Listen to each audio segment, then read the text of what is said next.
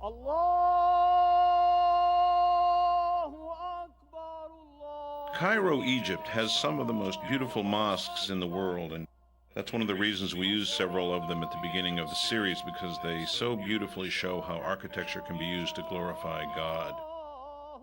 This is the beautiful mosque of Sultan Hassan in Cairo.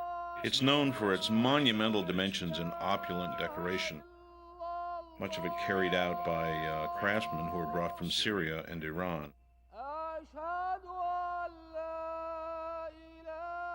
Often when filming these mosques, we put a human figure in the shot in order to give it scale, to show how grand the place is. Here we're using a jib and a very wide lens to take in this whole tremendous space.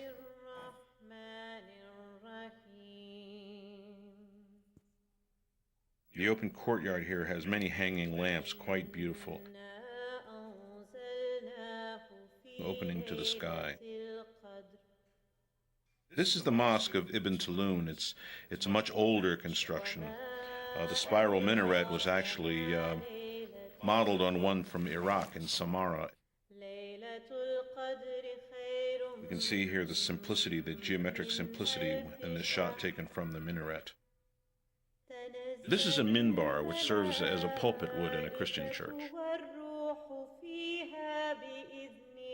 You can see the grand scale of the architecture here in the Ibn Tulun Mosque, here back in Sultan Hassan.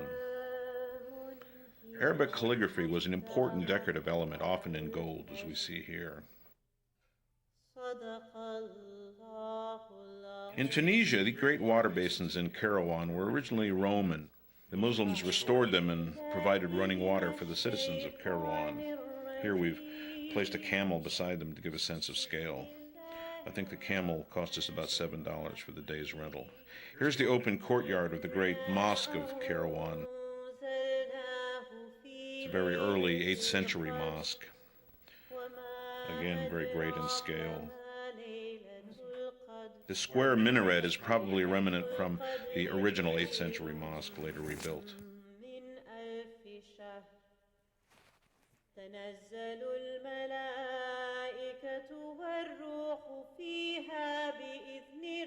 This is the great Mosque of Damascus, the earliest surviving monumental mosque in the Islamic world.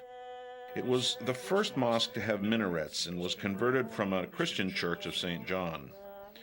It became the architectural model for mosques all around the world, and eventually was given a shrine to the head of John the Baptist. Here we're inside the great Suleymaniye Mosque, built for the Sultan Suleiman the Magnificent in the 16th century. The Ottoman architect Sinan's greatest work, really the finest example.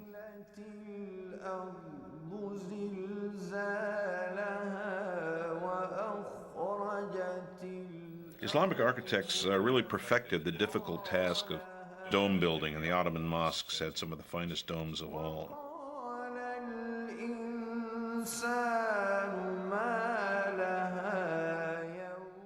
The domes were often topped off with a beautiful gold ornament, sometimes with the symbolic gold crescents at the very end.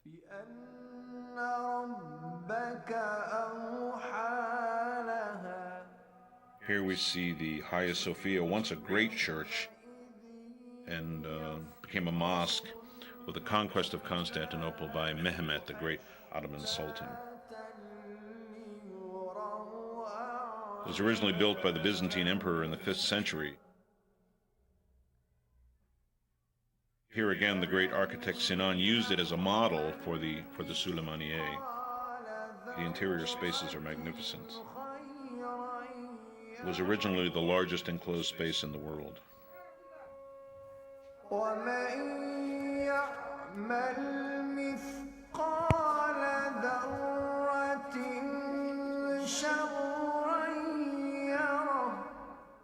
In Syria, there's an example of the early water technology that the Muslims were so adept at. These are huge water wheels which use the power of the river to lift the water, using only the power of the river, over 50 feet to the stone aqueducts above, where it's then, of course, channeled to the fields.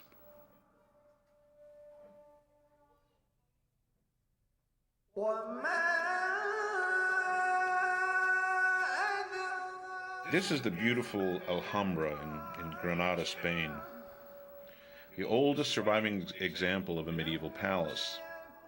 When we see it now in its restored state, it's hard to believe that by the 19th century it had fallen into almost complete ruin and was being inhabited by gypsies.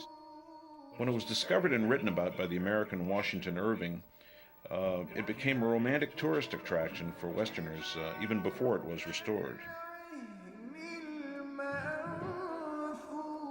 It's a magnificent example of detail in its fine craftswork.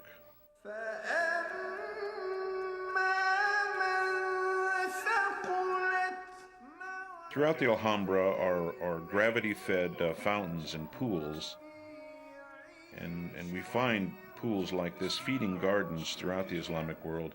The images of greenery and water were very important and are used in the Quran in images of paradise. The Islamic gardens were some of the most beautiful in the world.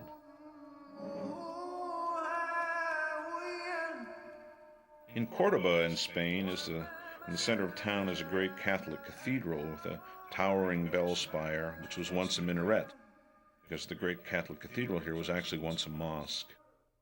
It was built, as many early mosques were, with ancient Greek and Roman columns salvaged from the ruins around them. The columns were often too short, so that they stacked them one on top of each other and connected them with arches. It almost has the effect of a sheltering forest of trees.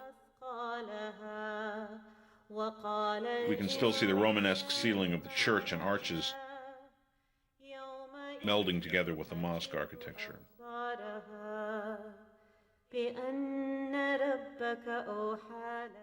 Dome of the Rock is one of the most beautiful monuments in all of Islam, and it's important to Muslims because it was believed it was from here that Muhammad ascended to heaven after a journey from Mecca on his magic horse, and while in heaven met with all the prophets, including Moses and Jesus, whom he led in prayer before returning to earth and traveling back to Mecca.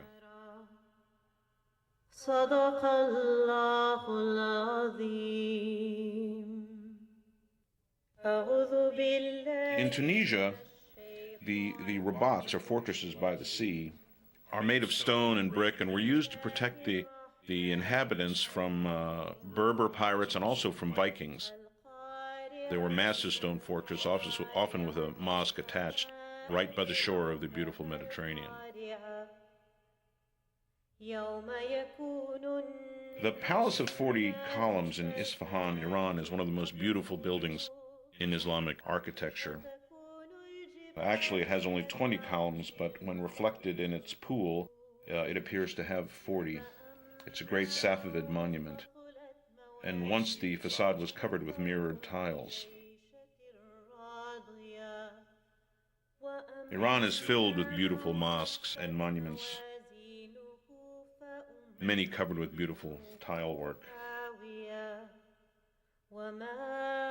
The great Mosque of Yaz was built by the Mongols who converted to Islam, and it's covered in the inside and out with ceramic tile with interlocking designs.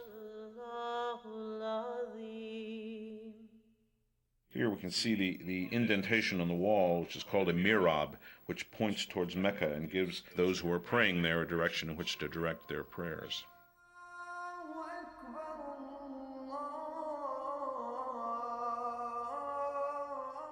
Here we can see how intricate and beautiful this interlocking tile work is. The decoration is just fabulous.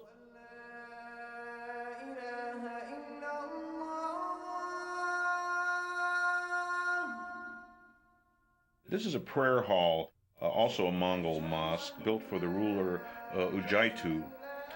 It contains a beautiful carved wooden minbar and a mihrab. Minbar, of course, is like a pulpit in a Christian church. أشهد أن محمدًا رسول الله.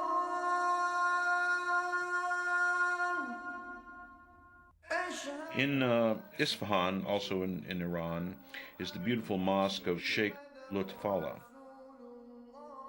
Again, beautifully covered in tile work.